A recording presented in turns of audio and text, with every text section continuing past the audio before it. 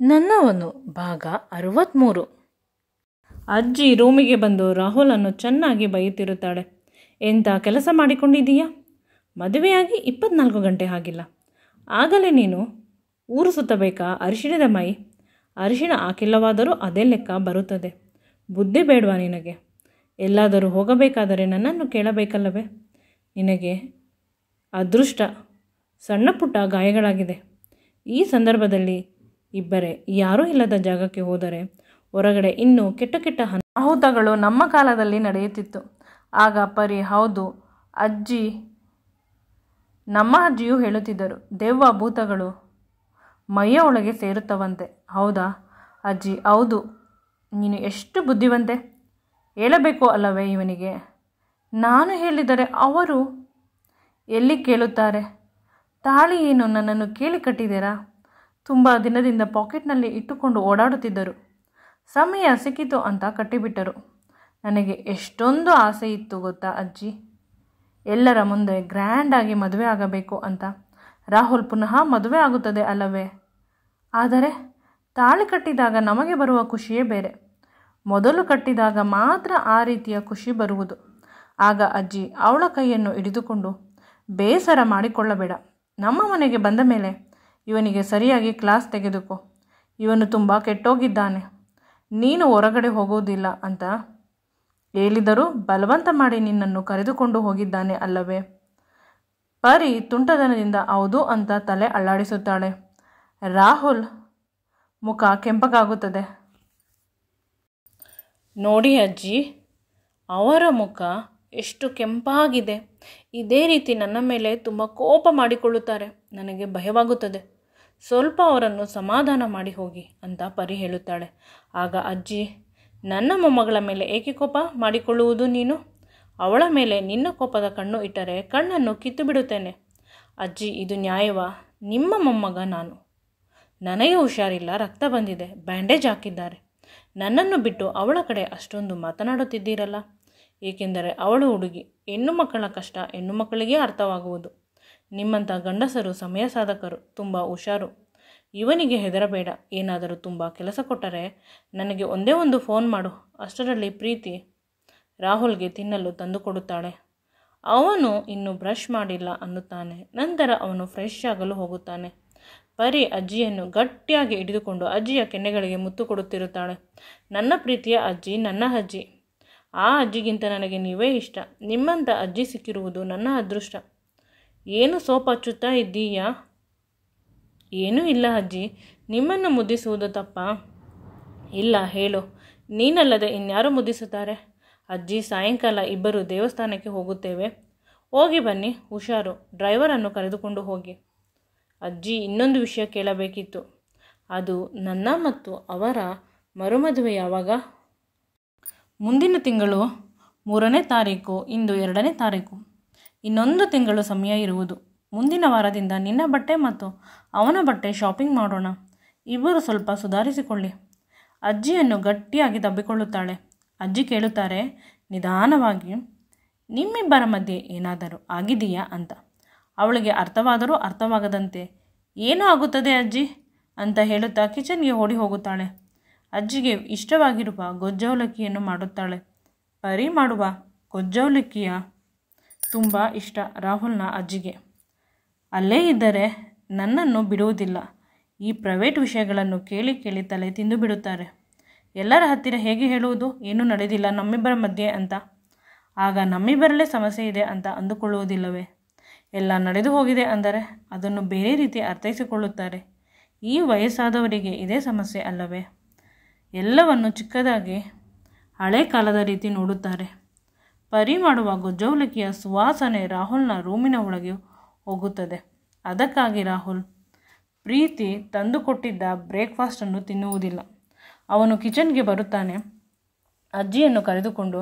ಆಗ ರಾಹುಲ್, ನೀನು ಹುಷಾರಾಗಿಲ್ಲ, ಇಷ್ಟು ಬೇಗ ಅಡುಗೆಯೆಲ್ಲ ಮಾಡುತ್ತಿದ್ದೀಯಾ? ಬೇಡ ಅಂದ ಕೆಲಸವನ್ನು ಏಕೆ ನೀನು ಮಾಡುವುದು? ನಿನಗೆ ಸ್ವಲ್ಪ ನೋವಾದರೆ ನನಗೆ ಕಷ್ಟವಾಗುತ್ತದೆ. ಹೇಗಿದ್ದರೂ ಇಬ್ಬರು ಕೆಲಸದವರು ಇದ್ದಾರೆ ಬಿಡು. ಪ್ರೀತಿ ಸಹಾಯ ಮಾಡುತ್ತಿದ್ದಾಳೆ ಅಲ್ಲವೇ? ಇಷ್ಟರಲ್ಲೇ ಮದುವೆ ಇದೆ. ಏನಾದರೂ ತೊಂದರೆಯಾದರೆ ನಿನಗೆ ಅಂತ ಹೇಳಿ ಅವಳಿಗೆ ಕುಳಿತುಕೊಳ್ಳಲು ಚೇರನ್ನು ತಂದುಕೊಡುತ್ತಾನೆ. ಪರಿ ಮತ್ತು ಅಜ್ಜಿ ಒಬ್ಬರ ಮುಖವನ್ನು ಒಬ್ಬರು ನೋಡಿಕೊಂಡು ಜೋರಾಗಿ ನಗುತ್ತಾರೆ. ಅವಳ ಕೈಯಲ್ಲಿದ್ದ ಸೌಟನ್ನು ಕೆಳಗೆ ಇಳಿಸಿ ಅವನು ಆ ಚೇರಿನ ಮೇಲೆ ಅವಳನ್ನು ಎತ್ತಿ ಕೂರಿಸುತ್ತಾನೆ. ಪ್ರೀತಿಯಿಂದ. ಅಜ್ಜಿ ಆ ಕಣ್ಣುಗಳು ತುಂಬುತ್ತವೆ ಖುಷಿಯಿಂದ. ನಾನು ಅಂದುಕೊಂಡಿದ್ದೆ ಪರಿ ಹಾಗೂ ರಾಹುಲ್ ಇಷ್ಟೊಂದು ಪ್ರೀತಿ ಮಾಡಬೇಕು, ಅವನು ಮದುವೆ ಆಗುವ ಹುಡುಗಿಯನ್ನು ಅಂತ.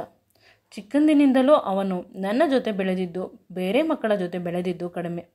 ತಂದೆ ತಾಯಿಯ ಪ್ರೀತಿ ವಾತ್ಸಲ್ಯದಿಂದ ಬೆಳೆದಿದ್ದು ಕಡಿಮೆ. ಅದಕ್ಕಾಗಿ ನಾನು ಅವನು ಮದುವೆ ಆಗುವ ಹುಡುಗಿ, ಅವನಿಗೆ ಪ್ರೀತಿ, ಕನಿಕರ, ಕಾಳಜಿ ಇವುಗಳ ಪಾಠವನ್ನು ಕಲಿಸಬೇಕು ಅನ್ನುವ ಆಸೆ ಇತ್ತು. ನೀನು ಇದನ್ನೆಲ್ಲ ಚೆನ್ನಾಗಿ ಮಾಡಿದ್ದೀಯ ಮಗು, ನಿನಗೆ ಒಳ್ಳೆಯದಾಗಲಿ. ನನ್ನ ಮೊಮ್ಮಗನನ್ನು ಚೆನ್ನಾಗಿ ನೋಡಿಕೊ. ನಿನ್ನ ಸರಿಗೆಗೆ ಹಾಕಿದ್ದೇನೆ. ಅವನು ಮಕ್ಕಳ ರೀತಿ ಕೋಪ ಮಾಡಿಕೊಳ್ಳುತ್ತಾನೆ, ಹಠ ಜಾಸ್ತಿ. ಅವನು ಹೇಳಿದ್ದೇ ಆಗಬೇಕು. ಆದರೆ ಎಂದೂ ಕೂಡ ಅವನು ಮನಸ್ಸಿನಲ್ಲಿ ಕೆಟ್ಟ ಕಲ್ಮಶವಿಲ್ಲ.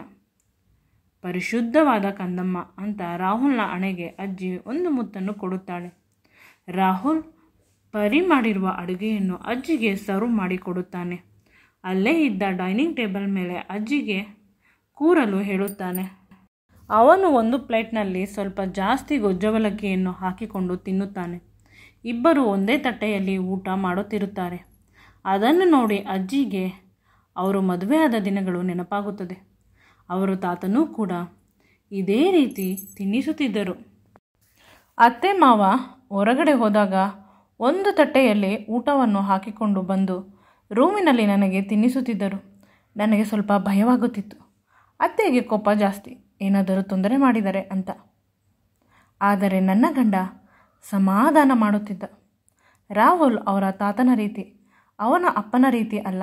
ಅವರ ಅಪ್ಪ ಅವರ ಅಮ್ಮನ ನಡುವೆ ಬಾಂಧವ್ಯ ಅಷ್ಟೊಂದು ಚೆನ್ನಾಗಿಲ್ಲ. ಇಬ್ಬರು ನೆಂಟರ ರೀತಿ ಇರುತ್ತಾರೆ. ಒಬ್ಬರು ಏನು ತಿಂತಾರೆ ಅಂತ ಇನ್ನೊಬ್ಬರಿಗೆ ತಿಳಿದಿಲ್ಲ. ಇಬ್ಬರ ಅಭಿಪ್ರಾಯಗಳು ಬೇರೆ. ಸ್ವಾರ್ಥ ಜಾಸ್ತಿ, ನಾನು ಅನ್ನುತ್ತಾರೆ. ಅವುಗಳ ಮಧ್ಯೆ ರಾಹುಲನ್ನು ಅಪ್ಪ ಅಮ್ಮ ಇದ್ದರೂ ಕೂಡ ಅನಾಥ ಮಾಡಿಬಿಟ್ಟರು. ಪುನಃ ಇವರಿಬ್ಬರನ್ನು ನೋಡಿ ಅಜ್ಜಿ ಖುಷಿಪಡುತ್ತಾರೆ. ಅಲ್ಲಿ ರಾಹುಲ್ಗೆ ಪರಿಗೆ ಸ್ಪೂನಿನಲ್ಲಿ ಅವಲಕ್ಕಿಯನ್ನು ತಿನ್ನಿಸಬೇಕಾದರೆ ಅವಳು ಸ್ಪೂನ್ನಲ್ಲಿ ತಿಂದರೆ ನನಗೆ ತಿಂದಿದ ಹಾಗೆ ಆಗುವುದಿಲ್ಲ, ಕೈಯಲ್ಲೇ ತಿನ್ನಬೇಕು. ರಾಹುಲ್ ಸ್ಪೂನನ್ನು ಪಕ್ಕಕ್ಕೆ ಇಟ್ಟು ಅವಳಿಗೆ ಒಂದೊಂದೇ ತುತ್ತು ಅವಲಕ್ಕಿಯನ್ನು ತಿನ್ನಿಸುತ್ತಿರುತ್ತಾನೆ. ತಿನ್ನಿಸುವುದಕ್ಕಿಂತ ಜಾಸ್ತಿ ಚೆಲ್ಲುತ್ತಿರುತ್ತಾನೆ. ಪರಿ ನಗುತ್ತಾ ಅವನ ಬೆರಳುಗಳನ್ನು ಕಚ್ಚುತ್ತಾಳೆ. ಅಜ್ಜಿ ಎದುರುಗಡೆ ಇರುವುದರಿಂದ ರಾಹುಲ್ ಕಿರುಚಲು ಆಗುವುದಿಲ್ಲ. ಒಮ್ಮೊಮ್ಮೆ ಅವನು ಬೆರಳುಗಳನ್ನು ಸಂಪೂರ್ಣವಾಗಿ ಅವಳ ಬಾಯಲ್ಲಿ ಇಟ್ಟುಕೊಂಡು ಬಿಟ್ಟು ಬ್ಲಾಕ್ ಮಾಡಿಬಿಡುತ್ತಾಳೆ. ಅವನು ಎಷ್ಟು ಹಠ ಮಾಡಿದರೂ ತೆಗೆಯುವುದಿಲ್ಲ. ಅಜ್ಜಿ ಇರುವುದರಿಂದ ಅವನು ಕೋಪ ಮಾಡಿಕೊಳ್ಳುವುದಿಲ್ಲ ಅನ್ನುವುದು ಪರಿಯ ಧೈರ್ಯ. ಅಷ್ಟರಲ್ಲಿ ಅಜ್ಜಿ ಅವಲಕ್ಕಿ ತಿಂದು ಯಾರದೋ ಫೋನ್ ಬರುತ್ತದೆ. ಹೊರಗಡೆ ಹೋಗುತ್ತಾರೆ. ಈಗ ಪರಿ ಮೆತ್ತಗಾಗುತ್ತಾಳೆ. ಈಗ ಕಚ್ಚು ನೋಡುವೆ ಅನ್ನುವ ರೀತಿ ಇರುತ್ತದೆ ಅವನ ಕಣ್ಣೋಟ. ಪರಿ ಅಲ್ಲಿಂದ ಕೆಳಗೆ ಇಳಿದು ಹೊರಗೆ ಹೋಗಲು ಪ್ರಯತ್ನಿಸುತ್ತಿರುತ್ತಾಳೆ. ಆದರೆ ರಾಹುಲ್ ಅವಳ ಕೈಯನ್ನು ಗಟ್ಟಿಯಾಗಿ ಹಿಡಿದು ತನ್ನ ಹತ್ತಿರ ಸೆಳೆಯುತ್ತಾನೆ. ಆ ಸೆಳೆತದ ರಭಸಕ್ಕೆ ಅವಳು ಅವನ ಹತ್ತಿರ ಬಂದು ಅವನ ಮುಖದ ಹತ್ತಿರ ಅವಳ ಮುಖ ಇರುವ ರೀತಿ ನಿಲ್ಲುತ್ತಾಳೆ. ನಿಧಾನವಾಗಿ ಅವಳ ಮುಖದ ಹತ್ತಿರ ಮುಖವನ್ನು ತರುತ್ತಾನೆ. ಅವನ ಎರಡೂ ಕೈಗಳನ್ನು ಅವಳ ಸೊಂಟದ ಹತ್ತಿರ ಬಳಸುತ್ತಾನೆ. ಅವಳ ತುಟಿಗಳ ಹತ್ತಿರ ಅವನ ತುಟಿಗಳನ್ನು ತೆಗೆದುಕೊಂಡು ಹೋಗುತ್ತಾನೆ. ಪರಿಯೂ ಕೂಡ ಕಣ್ಣನ್ನು ಮುಚ್ಚಿಕೊಂಡಿರುತ್ತಾಳೆ ಆ ಮಧುರವಾದ ಮುತ್ತಿಗಾಗಿ. ಆಗ ರಾಹುಲ್ ಇನ್ನೂ ಹತ್ತಿರ ಹೋಗುತ್ತಾನೆ. ಅವಳ ತುಟಿಗಳ ಮಧ್ಯದಲ್ಲಿ ಇರುವ ಚೂರು ಅವಲಕ್ಕಿಯನ್ನು ಅಂಟಿಕೊಂಡಿರುತ್ತದೆ. ಅದನ್ನು ಇವನ ತುಟಿಗಳಿಂದ ತೆಗೆಯುತ್ತಾನೆ. ರಾಹುಲ್ ಮಾಡಿದ ಕೆಲಸವನ್ನು ನೋಡಿ ನಗುತ್ತಾಳೆ. ಇಬ್ಬರ ಕಣ್ಣುಗಳು, ಇಬ್ಬರ ತುಟಿಗಳು ಸಂಪೂರ್ಣವಾಗಿ ಒಂದಾಗುತ್ತವೆ. ಅಷ್ಟರಲ್ಲಿ ಅಜ್ಜಿ ಜೋರಾಗಿ ಫೋನಿನಲ್ಲಿ ಮಾತನಾಡುತ್ತಿರುತ್ತಾರೆ. ಇಬ್ಬರಿಗೂ ಅಜ್ಜಿ ನಮ್ಮ ಅಕ್ಕಪಕ್ಕ ಇದ್ದಾರೆ ಅನ್ನುವುದು ಅರ್ಥವಾಗಿ ದೂರ ಬರುತ್ತಾರೆ. ಇಬ್ಬರ ಈ ಪರದಾಟವನ್ನು ಅಜ್ಜಿ ನೋಡುತ್ತಾ, ನಾನು ಹೋಗುತ್ತೇನೆ, ನೀವಿಬ್ಬರು ಹುಷಾರಾಗಿರಿ. ರಾಹುಲ್, ನೀನು ನಾಳೆ ಮನೆಗೆ ಬರಬೇಕು ಅಂತ ಹೇಳಿ ಕಿರಣ್ ಜೊತೆ ಅಜ್ಜಿ ಹೊರಟು ಹೋಗುತ್ತಾರೆ. ಕೆಲಸದವರು ಪ್ರೀತಿಯು ಮನೆಯಲ್ಲಿ ಇರುವುದಿಲ್ಲ. ಮನೆ ಪೂರ್ತಿ ರಾಹುಲ್ ಮತ್ತು ಪರಿ ಇಬ್ಬರೇ. ಪರಿಗೆ ಧರ್ಮ ಸಂಕಟ, ಭಯವಾಗುತ್ತಿರುತ್ತದೆ. ರಾಹುಲ್ಗೆ ಖುಷಿಯಾಗುತ್ತಿರುತ್ತದೆ. ನನ್ನ ಕೈಯಿಂದ ಇಂದು ಹೇಗೆ ತಪ್ಪಿಸಿಕೊಳ್ಳುವೆ ನೋಡುತ್ತೇನೆ ಅಂತ ರಾಹುಲ್ ತುಂಬ ಮಾದಕವಾಗಿ ತುಂಟವಾಗಿ ನಗುತ್ತಾನೆ. ಅದಕ್ಕೆ ಪರಿ ನಾಚಿ ಓಡಿ ಹೋಗುತ್ತಾಳೆ. ರಾಹುಲ್ ಕೂಡ ಅವಳ ಹಿಂದೆ ಹಿಂದೆ ಹೋಗುತ್ತಾನೆ. ಮುಂದೆ ಈ ವಿಡಿಯೋ ನಿಮಗೆ ಇಷ್ಟವಾಗಿದ್ದಲ್ಲಿ ನನ್ನ ಚಾನಲನ್ನು ತಪ್ಪದೆ ಲೈಕ್ ಮಾಡಿ, ಶೇರ್ ಮಾಡಿ ಮತ್ತು ಸಬ್ಸ್ಕ್ರೈಬ್ ಮಾಡಿ. ಮುಂದಿನ ಸಂಚಿಕೆಗಳಿಗೆ ತಪ್ಪದೆ ನನ್ನ ಚಾನಲನ್ನು ಫಾಲೋ ಮಾಡಿ. Thank you.